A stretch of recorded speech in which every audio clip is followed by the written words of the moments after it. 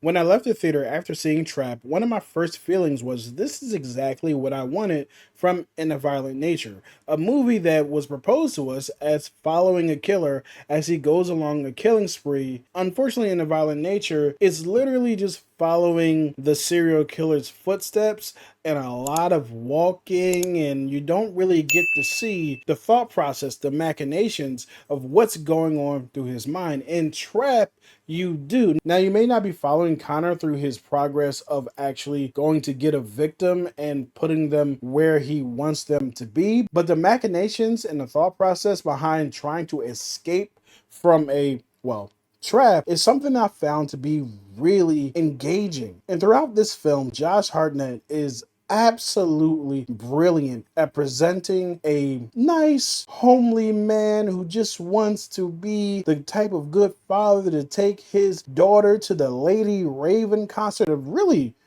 dope concert, by the way. What he actually runs into as he arrives and walks around the stadium, noticing there's a big police presence around here, bigger than normal. This feels abnormal. And as he talks to one of the vendors who's listed in the cast as vendor, very strange, the vendor excitedly tells him, You know the butcher? The freaking nut job that goes around just chopping people up? Well, the feds or whatever heard that he's gonna be here today.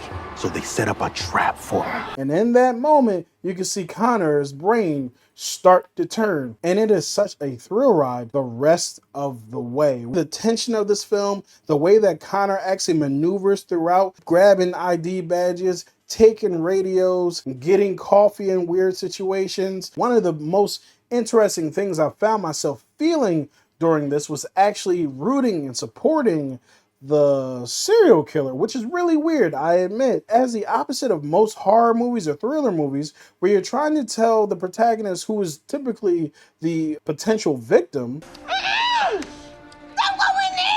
I felt myself feeling that exact same way towards Connor. It's like, hey, no, don't go over there. That the police is over there. No, no, no. You, oh, hey, you gotta watch. I know you're not trying to take your daughter underground when she's trying to enjoy this concert, sir. The brilliant part of this movie is that at a certain point, it actually puts me in a complete opposite position where I'm like, oh no, catch this man. Get him, because they bring in another character in the third act in a more prominent role, I should say, where now you're supporting them and you want Connor to be caught. It's such a brilliant flip in that third act. One of the funniest things about the film is you're watching Connor watch the crowd as the police are heavy in their presence in the crowd and pulling random dudes out, and they're taking them out because they feel like it could potentially be Connor. And I gotta tell you, if I was a father and I took my daughter to the Lady Raven concert, a concert where as a dad, I was kind of getting into, I was learning new slang from my daughter. Oh, it's crispy, dad, not fried crispy.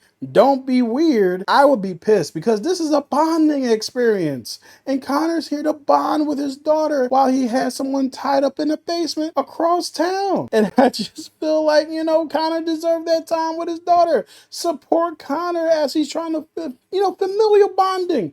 I'm completely joking. Put that man in jail. One of the cops that are actually on the scene is a type of profiler. You can tell that throughout the entire film, she's the one who has him trapped. I'm sorry, I couldn't resist. And at some point, Connor actually gets the lowdown, gets to hear conversations about how they're trying to trap him. And she's got this man pinned. Trying to see Connor escape from this impossible situation was what drove me to really enjoy this film. Now, I will say this, I will admit this, I will confess. There's a lot of suspension of disbelief that has to be had during this movie. They ask a lot of you, especially in that third act. In the third act, suspension of disbelief is being beat on. It's like, hey, oh, stop. Like, yeah, I'm trying to enjoy you, but you're taking me over the top. I'm close to the eye. I got the eye roll going. I'm almost there. I'm almost got the full eye roll going. It's about to be a full